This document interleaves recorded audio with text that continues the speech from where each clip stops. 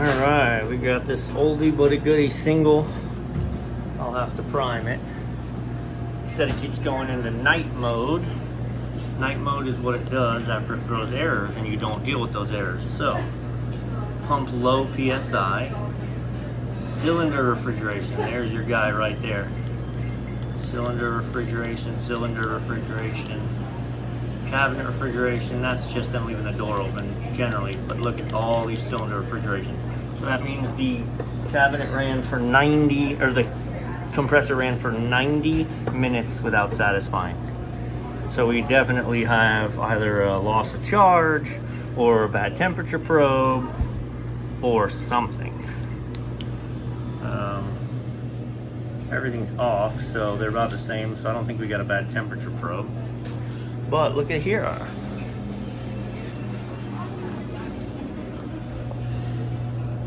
think that compressor's been overheating. It just boiled the paint right off the head of it. So this is the worst. It looks like they cleaned it because it's empty and the line's empty. But I cracked the barrel, which has been off all night. It's 70 degrees and you just get bleh.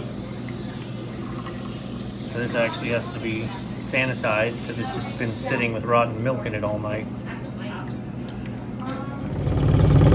So this is Quat Sanitizer. This is what this brand uses to wash their dishes. And so many stores use it to try and sanitize the machines. But Quat Sanitizer, which is quaternary, chemical sanitizer, right? Certain amount of parts per million takes care of it. Does nothing for milk bacteria and milkstone.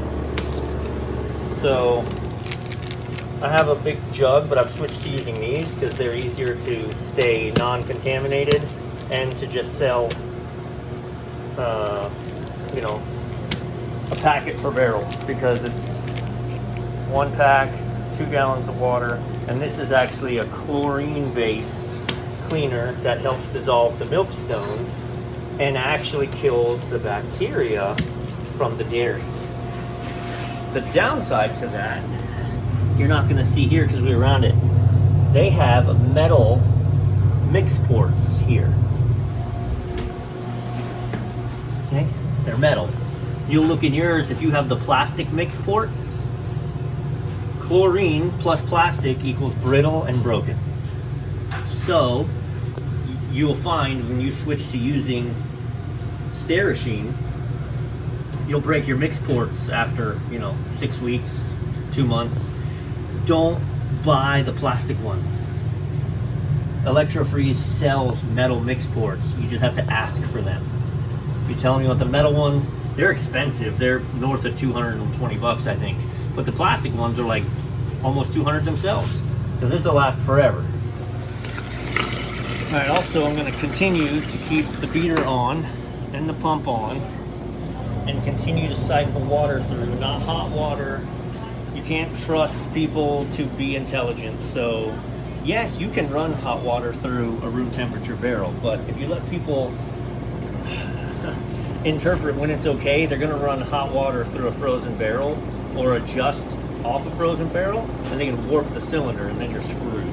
So our policy is never hot water. You don't need hot water. So I'm just going to run not Sterashine through it until I get it clean. As you can see, we're still chocolatey. With the beater running, the pump running, rinse and repeat, rinse and repeat, rinse and repeat. I'm going to take this apart. I'm going to look at the back beater seal, make sure everything's lubed up, good to go. Then I'm going to mix my 2 gallons of Sterashine and actually prime it proper. So here are some ice cream machine red flags. That is supposed to be clear lubricant, and it's not even a liquid anymore, it's a solid. So this is not being cleaned appropriately, which means it's gonna rub a big groove in that. See that? And did you notice this didn't sit here anymore? It finds its way to that place and it's gonna leak. Let me get this cleaned up and I'll show you, but This rod is like $1,100 that we're very close to needing to replace because we don't spend the hour and a half it takes to pull this apart every couple days, or at least once a week mechanically, and lube this up. Also, when do you know that your blades need to be replaced? Put them together this way. They're gonna bow that way, and that actually doesn't matter. Put them point to point and take a look. That should make a diamond. It shouldn't make a cutback. And that much of a cutback is already, I mean, it's shortened the entire blade. That's no good. These blades need to be replaced. I'm not gonna replace them today because I'm here to get the machine functioning. And until I know that the compressor situation has been dealt with, because I think these are 60 something bucks a piece, so you know you're going to spend $130, $140 on the blades to find out the compressor is on the way out. But yeah, you can. There shouldn't be this is not supposed to be a nice edge. It shouldn't be a beveled back like that. There should be no beveled back edge. It should be totally flat. Also, to clean that, I don't know what you do if you're like my friend Winston and you actually have a bicep, but I don't. So I can reach all the way in there and clean the back. Sorry about all you Popeye types. Also, you can really, goodness gracious, you can feel a horrific scarring in that barrel. I wonder if I could catch it at all with a picture. Hang on, look at this. So look at the front, and then look as you get back. Look at those striations in that barrel. It's not supposed to be that way.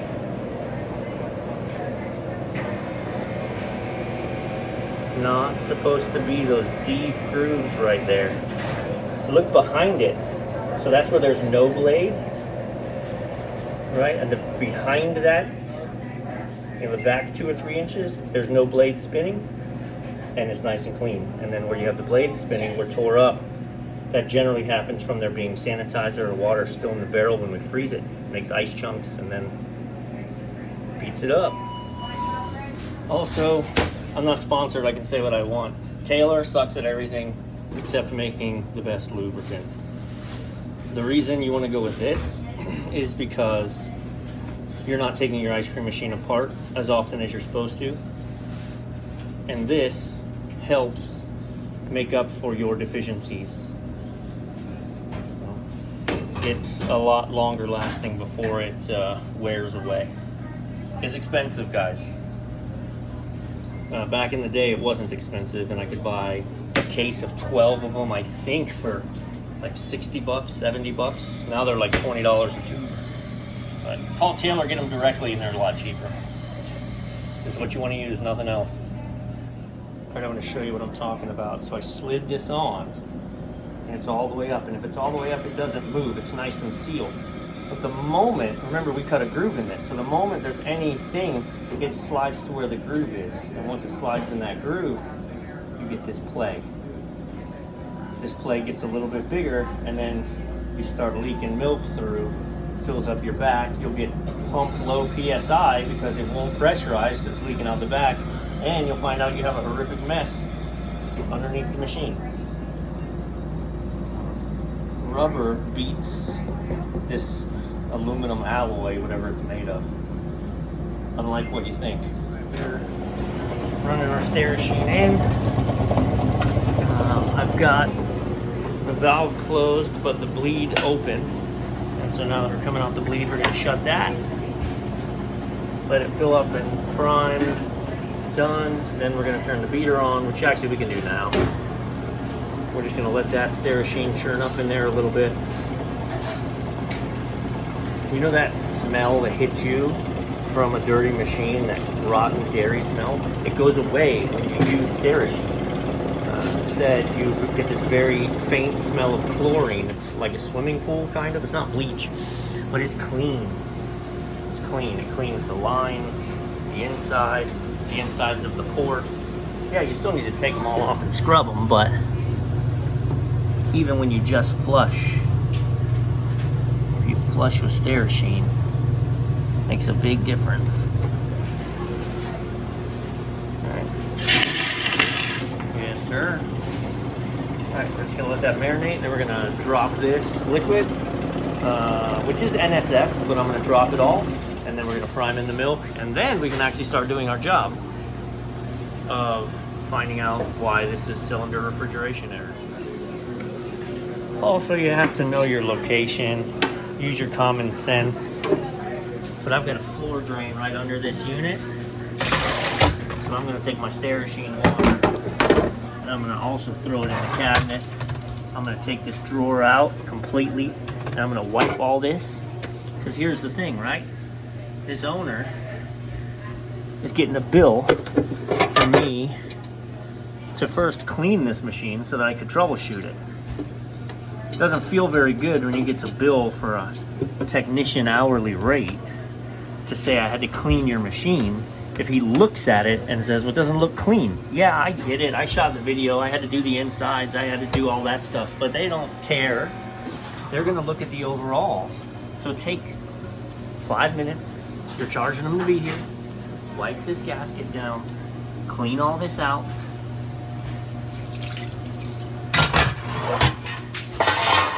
That way, it's actually clean. It smells like a swimming pool in here. And not like rotten milk. We have shown proper priming lots of times, but let's do it again. So I pulled the duck bill out of this and I back drained all the fluid, so there's not liquid in here. And this has been hanging and empty forever, so there's not liquid in there. Pull both of these open, beater off, pump on. Now we're gonna bring in the cream. Right. So we're gonna push out the Sterasheen. And how do you know when you've got all the Sterasheen out? Well, they teach you in the brand to feel it and it'll feel silky.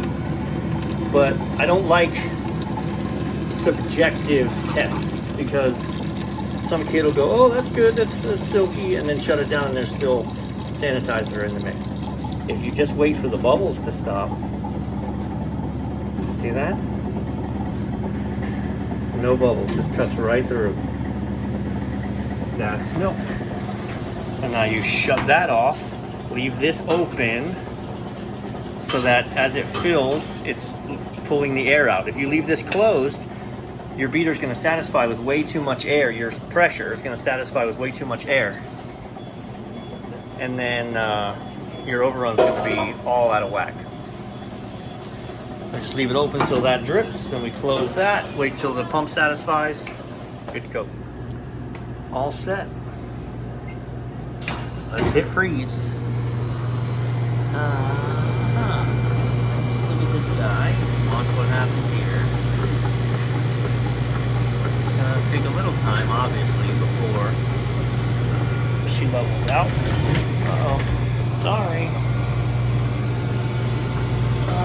Looking at the sight glass. Actually looks like the sight glass cleared.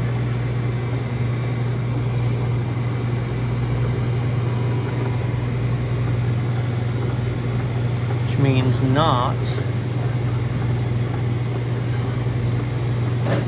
a low on refrigerant issue. But don't get tricked because there's a sight glass back here. Also, they do a pretty good job denoting. This sight glass says 134 on it. Our compressor is putting out plenty hot discharge. Running into the heat exchanger, water-cooled unit. This is the one that I had to add the coming out. Let's see. This one. Yeah, it's coming out. Nice. We're good there.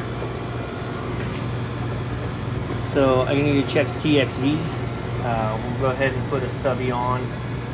Check the suction pressure. You know, maybe it's just starving, coming back, and that's why it's overheating. Yeah. So what's crazy is like the bulb temp's already pulled down to 6. The other thing that could be is this compressor could be getting worn out. and it's not able to get low enough. So it's probably set for 2 below. If it nosedives to 6 and then sits there forever, oh, it just satisfied at 6. So I'd have to look back. I think this unit I adjusted that up before. So definitely just pulled down and satisfied. I mean, we don't have ice cream because, I mean, yes, it was 6 degrees. Let's see, at 17 it kicks back on, and it just did. So it's actually going 17 and 6, which it pulled right down to. So why cylinder refrigeration? Uh-oh. Actual temps. Oh. There you go. And it's gonna pull down to 6.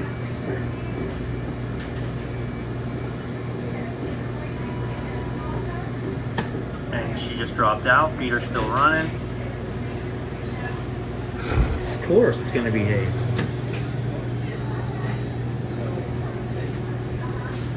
I'm gonna hook up and just look at pressures.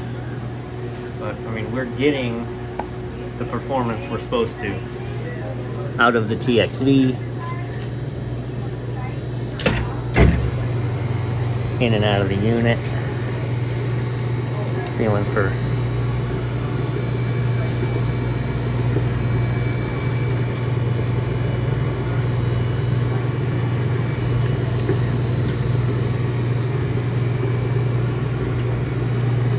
sorry, just feeling, yeah, I mean, our lines are great.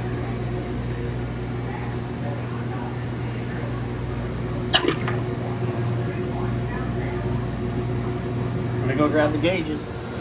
From a TXV perspective, it's perfect. Target's 21 on these units, and I am just dead not 21. So I'm gonna hook up head pressure, but I'm not having head pressure problems because I'm not getting high comp PSI. I'm not shutting off on pressure. I'm cycling exactly perfect. This could literally just be that the blades don't scrape anymore. Let's see. No, that would be opposite. So if the blades aren't scraping well, what happens is you satisfy. You get your bulb temperature nice and low, but it's because you have a ring of frozen milk around the edge that hasn't been scraped off. Then you get loose. Yeah, there she comes. Then you get loose milk that's cold out the front. So when you're getting cold milk out the front, it's normally because your scrapers aren't scraping. Or your beater's just not working, period. But man, this is frustrating to the location. But then again, like, based on what it looked like when I took it apart, it's been a hot minute. It's also another thing when you're looking around everywhere in the ice cream area and you can't find a scale. You ask the managers, nobody knows where there's a scale. It's a pretty good indication they are not testing the overrun properly. We do that by scraping this flat, and once it's flat, we're looking for 6 to 6.4. Bada bing. So, tiny bit too much air in it. It's not flirting with, oh, I bumped it. Yeah, 6. That'll work. But they're supposed to check this a couple times a day. And that's a good indication if you're pumping too much air into the bag, or if your air port is clogged, what size air port you're using. It can also be these clamps aren't tight, so you get intrusions. But no, this is good. She's satisfied. So now she's actually down to 0, because even when it stops at 6, it just keeps going for a little while. Let's go with that.